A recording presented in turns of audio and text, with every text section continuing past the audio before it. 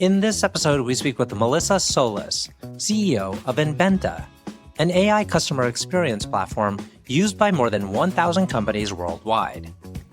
Founded in 2005, Inbenta offers a suite of conversational AI tools, including chat, search, assist, knowledge, and learn, that helps enterprises automate user interactions, improve support workflows, and serve customers across 100+ languages. Melissa brings more than 3 decades of leadership experience across insurance and technology. Before joining Inbenta, she co-founded GIACT Systems and served as CEO through its acquisition by Refinitiv. At Inbenta, she oversees efforts to expand the platform's enterprise footprint while advancing safe, intent-driven AI capabilities for customer-facing teams. I'm your host, RJ Lumba. We hope you enjoy the show. If you like the episode, click to follow. RJ Lumba is the Executive Chairman of Market Insight Media and the Managing Partner of GrowthCap. He is the host of Great Entrepreneurs, a podcast for driven entrepreneurs and business owners. Our podcast covers all topics related to the entrepreneurial journey, from ideation to execution to optimization and to reaping the rewards of a well-run business. In the minutes ahead, we'll share with you unique insights and tactics from some of today's most accomplished and inspiring entrepreneurs. Melissa, great to see you. Thanks for taking the time. Awesome. Thank you so much for inviting me. I'd like to start, this might be a surprise to you, but I'd like to start with something I read on your LinkedIn profile, and it's a recent post. Maybe you did it yesterday. Be the person who does what 99% of people won't. The uncomfortable work, the extra step, the follow-up no one asked for, the preparation no one sees. I love this. And clearly, you know about leadership, you know about building things and doing hard things. Maybe let's start off with more about that, what you wrote. And then I want to talk about the first company you built. Yeah, absolutely. So, that whole premises and that characteristic came from my mother. So my mother was a single mom. My dad had left, ran off with a young girl. He got her pregnant. And my mom was left. She was a, housewife, and she was left with 4 children, no income. Literally, we had went with my grandparents for the weekend and came home, and he had even taken the furniture of the car. So we came to an empty place with 4 children, just our clothes on the floor. And my mom, fought to keep us kids. We were on welfare for a while, social services and, food stamps. And she fought her way back after a year and started a daycare and worked her way and became such an inspiration. And that was her motivation. She taught us kids, regardless what you're going through, if you will go the extra mile and do the 99% that no one wants to do, and never give up and never allow other people to dictate your success or tell you who you are, you will always win. And she lived that for us. And she taught us that principle, and also just to have an attitude of gratitude, that no one owes you anything. And, you have to make your own way. It's on you. Quit blaming other people. Quit saying it's because of your circumstances. I'm dyslexic. So growing up, I always had, got made fun of and was told I was dumb and all those different things. And I could have accepted that, or I could pick up and say, you know what, I'm going to have to work twice as hard, but I'm going to succeed. And this is how I'm going to do it. And so my mom was an incredible example of that principle. And we were taught that from a young age. And she always held her head high, even when we walked to school, walked to the grocery store. We didn't have a car. She did it with her head held high. And just the principle of you never quit. You can only lose if you quit.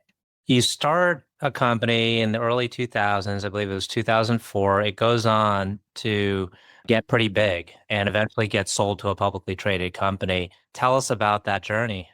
Sure. So I was a single mom, my beautiful daughter, Erin, and, I went through a bad divorce, and all my friends and everybody was like, oh, you got to be careful because you don't want Erin to be a statistic. And I saw so many kids that were struggling in education, because we do a lot of nonprofit work, my brother and I do, just because of how we were raised. And so I saw so many kids at school suffering because their parents were not present, whether they were divorced, they're living with their grandparents because of addiction or a lot of different reasons. And, I was like, man, I do not want my daughter to be a statistic. And I also wanted to be present for her life. Like there were moments that I got overlooked being a female because I had to step away and go to programs or do different things or participate in her school functions. And I remember one time a boss telling me, Melissa, if you've got to leave for school, then we're never going to be able to promote you. And even though I was producing twice as much work, I was constantly being overlooked. And I talk about it a lot when people ask me to speak about, hey, if someone won't give you a seat at the table, go build your own table, right? Don't allow someone to mistreat you or refuse to reward you for your work. And so that was really the principle for GIACT. I just began to pray as a believer and to say, God, you know what? Like, I don't want my daughter to be a statistic, but I also know in order to impact her life, I got to be present. My mom was present as many hours as she worked. She was always present. We always sat at the table and had dinner together. And there were things that she always invested, even though she was tired and she would work late into the night after we went to bed. She knew that that impacted and played a part in our life. And so I wanted to be present. And so it was really important.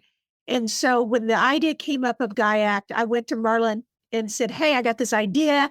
And he said, great, go sell the first customer and I'll build it. And the rest is history. There was a lot of hard work that went into it, but it was a desire to be present in my daughter's life. And I knew in my current roles and circumstances that I was in, that I wasn't going to be able to do that. So I went and created my own environment so that I could be present for our family. And Merlin and I, our greatest achievements are our children.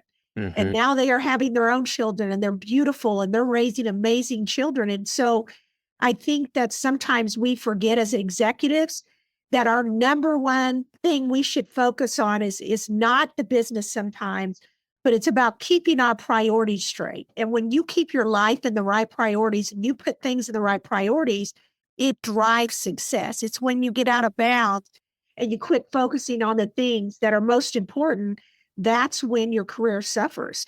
And I think sometimes we think as executives that we got to go, be away from our family and travel and do this and do that. And sometimes the best thing we can do is just be still and be quiet and, spend that time, invest in our family, and sometimes just be still. And that's hard sometimes in the world. It's so fast moving and so much money and so much pressure. But I have found my greatest moments and achievements is when I focus more on my priorities, and then the rest will fall in line. Well, GIACT went on to become a big company. There was a lot of people working there. Did you find yourself to be like a natural leader? It seems like you're probably able to establish very strong rapport with your team members. So again, just that attitude of gratitude. When you treat other people the way you want to be treated, then it drives not only customer success, but employee success.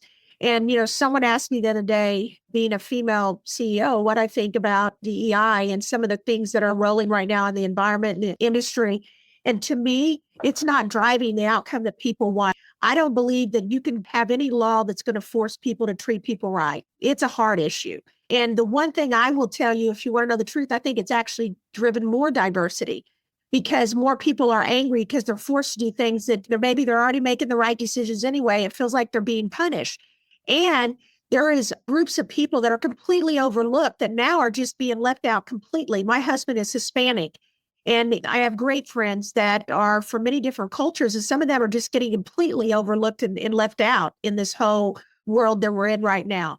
It's really about treating people the way you want to be treated. I don't see color. I don't see, whether you're poor or rich. I don't care what your beliefs are, who you prefer to marriage. When you're in the workplace, I'm going to treat you the way I want to be treated. And when you do that and you respect people and you have an attitude of gratitude, whether it's with your employees or customers, it builds momentum and they desire to do the right things to help the company grow. When we sold GIACT, we had 99.9%. And I'm not talking about a fluffed up retention, actual retention of all of our customers. We didn't lose customers. And why that was is because we took care of our employees and we did the right things by them, which drove them to take care of our customers. When we sold the company 16 years later to London Stock Exchange for $610 million, we had all of our original employees. But there were some principles we operated with from day one. We paid all their health insurance benefits. So they had Club Med, trust me, CEO insurance benefits for them and their family. They paid nothing, because we felt that medical care wasn't something that, was optional. It was something they deserved and should receive as an employee sitting within our building. Mhm. We gave them time off. If their kids had programs or, in Texas, it's a big deal to go to send kids to camp for a week. We're like, hey, take the week off. We'll pay you. Go be with your children. Like that's an investment you need to make. So we encouraged our employees to be involved with their family and be there for those special moments. And what happened is they were then willing to come back and give us their best when they were in our building because we gave them our best. We showed them respect. We had a great 401k plan. We met a dollar for dollar up to 4%. We gave them great bonuses. We gave them Christmas bonuses.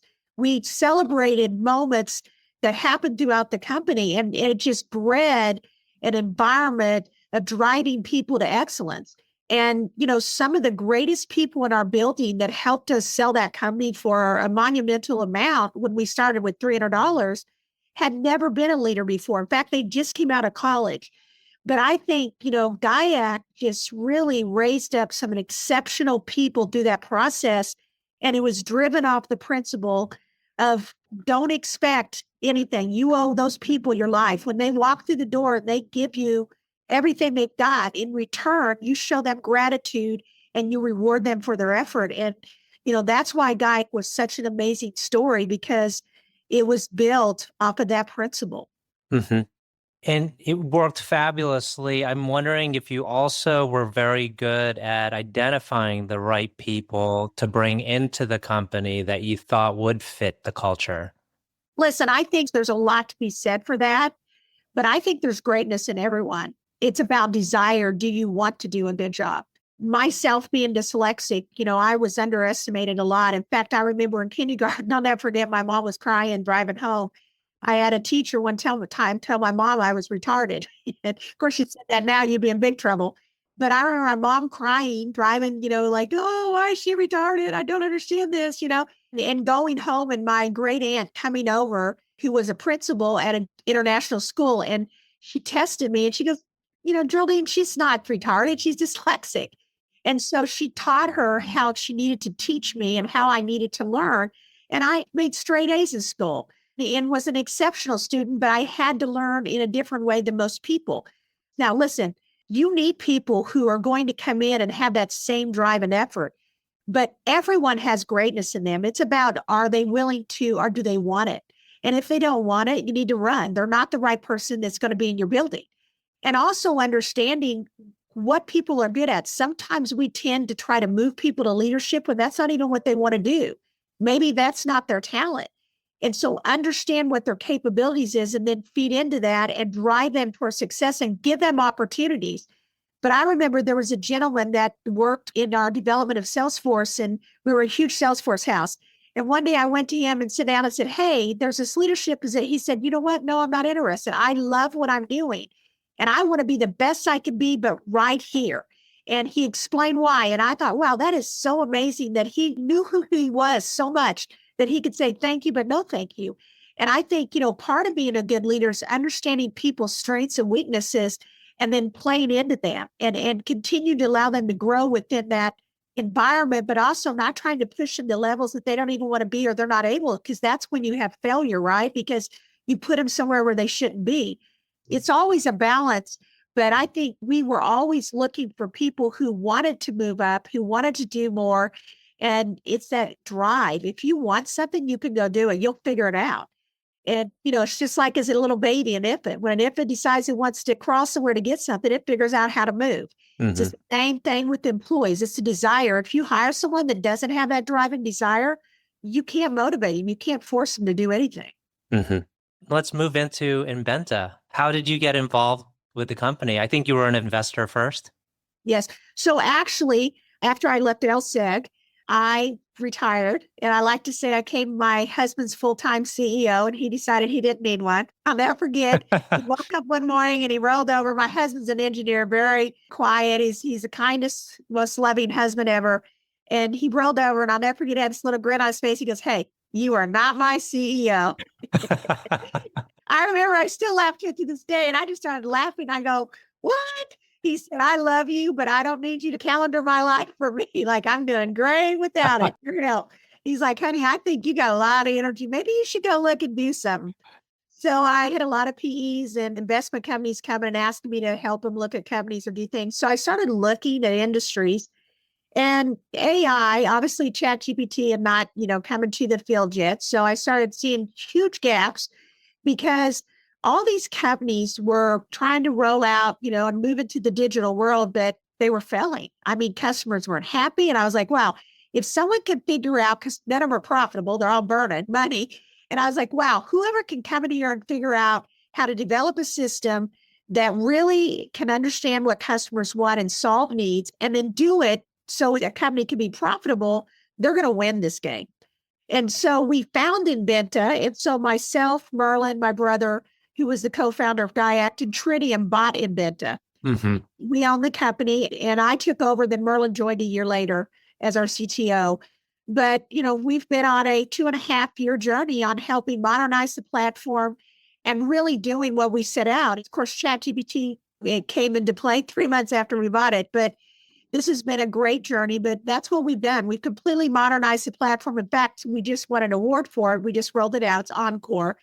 And it's that same principle. I like to say we partner with companies to make AI easy to be able to have the digital experience. And instead of taking weeks and months to deploy a solution, we can deploy it in hours or days. And taking the company from burning money to profitability, all those things have happened. And I think, again, it's about really planning, strategizing, and continue to drive success. And so it's been an interesting journey. And the platform focuses on customer experience. Is that right? Customer and employee experience. Mm-hmm.